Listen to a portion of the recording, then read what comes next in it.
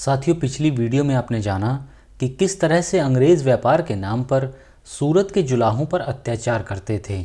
उसी तरह बंगाल में भी अंग्रेज़ वहाँ के जुलाहों को ज़बरदस्ती पेशगी रुपए देकर पहले से उनका माल खरीद लेते थे। सन 1793 में बंगाल की अंग्रेज़ सरकार ने एक कानून पास किया जिसके अनुसार कोई मनुष्य जिसे कंपनी का कुछ भी धन देना हो या जो किसी तरह कंपनी के कपड़े के व्यापार से संबंध रखता हो, न कभी कंपनी का काम छोड़ सकता था, न किसी दूसरे के लिए काम कर सकता था और न ही स्वयं अपने लिए काम कर सकता था। इस छोटे से नियम ने देश भर में प्रत्येक जुलाहे को कठोर से कठोर अर्थों में कंपनी का आजीवन गुलाम बना दिया था। यदि कोई कारीगर अपना वादा पूरा कर सकता था तो उसे हवालात में बंद कर दिया जाता और उसका सब माल कच्चा और तैयार कंपनी के नाम जब्त कर लिया जाता था। इस बात की भी बिल्कुल परवाह नहीं की जाती थी कि वह किसी दूसरे का भी कर्जदार है या नहीं। साथियों, बंगाल के जिन जिलों में अंग्रेज़ कंपनी की रेशम की कोठियाँ थीं, उनमें कम से कम सन 1829 तक प्रजा के ऊपर इससे भी अधिक अत्याचार होते रहे। सूरत की कोठी का सा पूरा ढंग वहाँ बरता जाता था। इसके अतिरिक्त सन 1827 में बंगाल भर में रेशम के दाम बढ़ गए। अंग्रेज़ शासकों ने कंपनी के रेशम खरीदने वाले गुमाश्तों को हुक्म दिया कि बिना रेशम के कारीगरों से पूछे या उनके हित का ख्याल किए दाम घटाकर नियत कर दिए जाएं। हेनरी गूगर नामक अंग्रेज़ बंगाल में कंपनी के रेशम के व्यापार को बयान करते हुए लिखता है कि जिन ज़िलों में रेशम होती थी उनमें जगह जगह ईस्ट इंडिया कंपनी के व्यापारी रेजिडेंट रहते थे।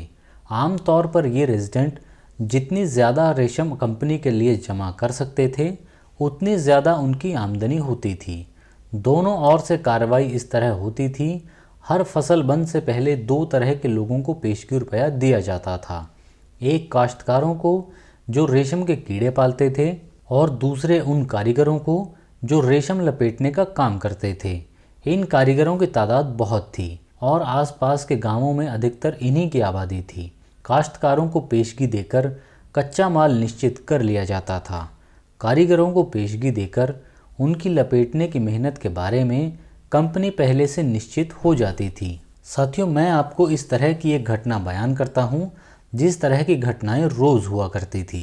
इसे आप और अच्छे तरीके से समझ पाएंगे। साथियों, एक अंग्रेज़ लेखक ने लिखा है कि एक हिंदुस्तानी काश्तकार अपने उस फसल के पले हुए कीड़े मेरे साथ बेचना चाहता है। वह इसके लिए मुझसे कुछ पेशगी ले जाता है, यानी कुछ रुपए ले जाता है। इसी तरह एक गांव भर के रेशम लपेटने वाले मिलकर मुझसे पेशगी ले जाते हैं। मुझसे मतलब यहाँ पर ईस्ट इंडिया कंपनी को छोड़कर किसी बाहरी सौदागर से है। इस सौदे के पक्का हो जाने के बाद कंपनी के रेजिडेंट के दो नौकर उस गांव में पहुँचते हैं। एक के हाथ में रुपयों की एक थैली है, दूसरे के हाथ में एक रजिस्टर जिसमें रुपया पाने वालों के नाम लिखे जाते हैं। जिस आदमी को रुपया दिया जाता है वह यदि लेने से इनकार करता है और कहता है कि मैं पहले से अमूक आदमी के साथ सौदा पक्का कर चुका हूँ, किंतु उसकी एक नहीं सुनी जाती। यदि वह धन लेने से इनकार करता रहता है तो 1 रुपया उसके मकान में फेंक दिया जाता है। उसका नाम रजिस्टर में लिख लिया जाता है। जो आदमी थैली लाया था उसकी गवाही करा ली जाती है और समझा जाता है कि जाब्ते की कार्रवाई हो गई। इस जुल्म द्वारा रेजिडेंट को अधिकार है कि वह मेरा माल और मेरे कारीगरों को ज़बरदस्ती मेरे दरवाजे से छीन ले जाए और वह छीन कर ले भी जाता है। साथियों, यह जुल्म यहाँ पर ही ख़त्म नहीं होता। यदि मैं अपने रुपये की वापसी के लिए उस आदमी पर अदालत में दावा करता हूँ तो जज का फ़र्ज़ है कि मेरे हक़ में डिग्री देने से पहले रेजिडेंट से पता लगा ले कि कर्जदार को कंपनी का तो कुछ रुपया नहीं देना है। यदि देना है तो पहले रेजिडेंट के हक़ में डिग्री मिलती है और मुझे अपने रुपए से हाथ धोना पड़ जाता है। आगे चलकर हेनरी गूगर लिखता है कि माल की कीमत तय करने का पूरा अधिकार रेजिडेंट को होता है। साथियों, सिराजुद्दौला के समय से लेकर बंगाल के अंदर कंपनी का यह प्रयत्न बराबर जारी था कि देश का सारा व्यापार कंपनी के ही हाथों में आ जाए। बोल्ट्स नामक एक प्रसिद्ध अंग्रेज़ जिसकी पुस्तक considerations on Indian affairs Plassey के युद्ध के केवल 10 साल बाद प्रकाशित हुई थी, इस प्रयत्न के परिणामों को इस तरह बयान करता है कि इस उद्देश्य को पूरा करने के लिए देश के गरीब कारीगरों और मजदूरों के ऊपर इस तरह के अत्याचार और अन्याय किए गए हैं जिनका अनुमान तक नहीं किया जा सकता। वास्तव में इन कारीगरों और मजदूरों के ऊपर कंपनी ने इस तरह अपना अनन्य अधिकार जमा रखा है, मानो वे कंपनी के खरीदे हुए गुलाम हैं। गरीब जुलाहों को सताने के अनेक और असंख्य तरीके हैं तथा देश के अंदर कंपनी के एजेंट और गुमाश्ते इन तरीकों का आए दिन उपयोग करते रहते हैं। उदाहरण के लिए जुर्माने करना, कैद कर देना, कोड़े मारना, ज़बरदस्ती इकरारनामे लिखवा लेना वगैरह वगैरह। इन सब का नतीजा यह है कि देश के अंदर बुनकरों की तादाद बेहद कम हो गई है। इसलिए जो बुनकर अपनी मेहनत का उचित मूल्य लेने की इच्छा रखता है वह पराये निजी तौर पर अपना कपड़ा दूसरों के हाथ बेचने की कोशिश करता है। इस पर अंग्रेज़ कंपनी का गुमाश्ता जुलाहे पर निगाह रखने के लिए अपने सिपाही नियुक्त करा देता है और बहुधा ज्यों ही थान पूरा होने के करीब आता है ये सिपाही थान को ज़बरदस्ती करघे में से काटकर निकाल लेते हैं। देश भर के अंदर हर मज़हब के कारीगरों के साथ इस तरह का अत्याचार प्रतिदिन बढ़ता जा रहा है। यहाँ तक कि कोई बुनकर यदि अपना माल किसी दूसरे को बेचने का साहस करता है और दलाल या पैकर यदि किसी तरह की बिक्री में मदद देता है या उससे आंख बचा जाता है तो कई बार ऐसा हो चुका है कि कंपनी के एजेंट उन सबको पकड़कर कैद कर लेते हैं, उनको बेड़ियां तथा हथकड़ियां डाल देते हैं, उनसे बड़ी बड़ी रकमें जुर्माने के तौर पर वसूल करते हैं, उनको कोड़े लगाते हैं और अत्यंत लज्जाजनक तरीक़ों से उनसे वह चीज़ भी छीन लेते हैं जिसे वे सबसे अधिक कीमती समझते हैं, यानी उन्हें जाति भ्रष्ट या धर्म भ्रष्ट कर देते हैं। कंपनी के गुमाश्तों द्वारा इस तरह के अत्याचार सिराजुद्दौला के समय से अंग्रेज़ कंपनी की सत्ता बढ़ने के साथ साथ शुरू हुए।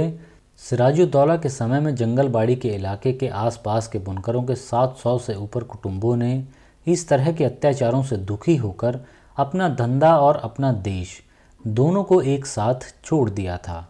बंगाल में लॉर्ड क्लाइव के पिछले शासन में इस जोश में कि कंपनी की कच्ची रेशम की आमदनी को बढ़ाया जाए, रेशम के लपेटने वालों को सताने में मानव समाज के पवित्रतम नियमों का घोर उल्लंघन किया गया। साथियों, विद्वान लेखक ने संभवतः लज्जा या शालीनता के विचार से यह साफ नहीं लिखा है कि बंगाल के बुनकरों को किस तरह जाति भ्रष्ट किया जाता था या मानव समाज के किन पवित्रतम नियमों का और किस तरह घोर उल्लंघन किया जाता था।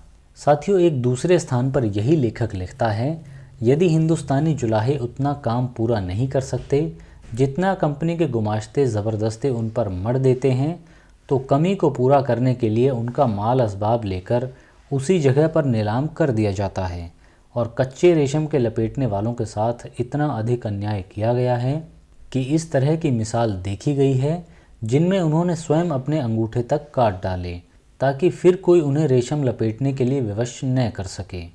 साथियों, रेशम लपेटने का काम बिना अंगूठे के नहीं हो सकता था और बच्चे बेचकर लगान अदा करना कंपनी के भारतीय इलाकों में यह सलूक तो बुनकरों और कारीगरों के साथ होता था।